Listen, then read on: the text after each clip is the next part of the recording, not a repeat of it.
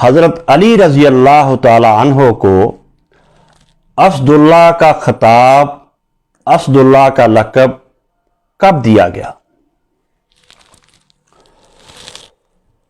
میرے بھائی گزارش یہ ہے، امیر المومنین ابو الائمہ حضرت علی رضی اللہ تعالی عنہ کو اسداللہ، شیر خدا، اسداللہ و اسد الرسول کہا گیا ہو، ایسی کوئی روایت نہیں ہے۔ یعنی حضرت علی کو اسداللہ یا اسد الرسول کہا گیا ہو، صحیح روایت تو دور کی بات ہے، کسی ضعیف روایت میں بھی انہیں اسداللہ نہیں کہا گیا۔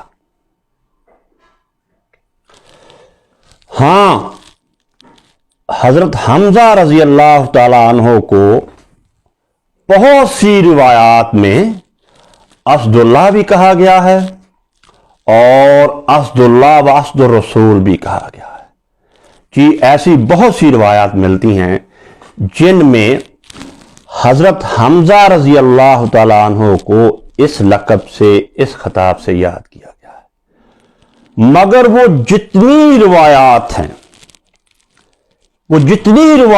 ہیں جن میں حضرت حمزہ کو اسداللہ و اسد الرسول کہا گیا ہے وہ ضعیف ہیں۔ ان میں سے کوئی بھی صحیح نہیں ہے، کوئی بھی حسن نہیں ہے، سب کی سب ضعیف ہیں، اور انہیں امام العصر شیخ ناصر الدین البانی رحمۃ اللہ علیہ نے الضعیفہ میں جمع کر دیا ہے۔ آپ دیکھیے گا سلسلۃ الاحادیث الضعیفہ رقم 3542 اور 6355۔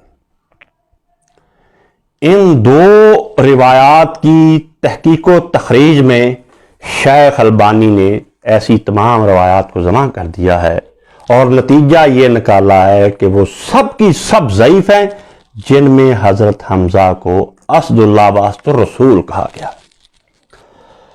ہاں، ایک صحابی رسول ہیں حضرت ابو قتادہ الانصاری رضی اللہ تعالی عنہ، ان کو ایک مخصوص واقعہ کی بنا پر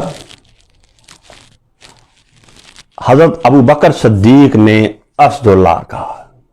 ان کا ایک واقعہ جب ان کے سامنے آیا تو رسول اللہ کی موجودگی میں حضرت ابو بکر الصدیق رضی اللہ تعالیٰ عنہ انہوں نے انہیں اسداللہ کہا۔ اس کے لیے آپ دیکھیے گا بخاری 3142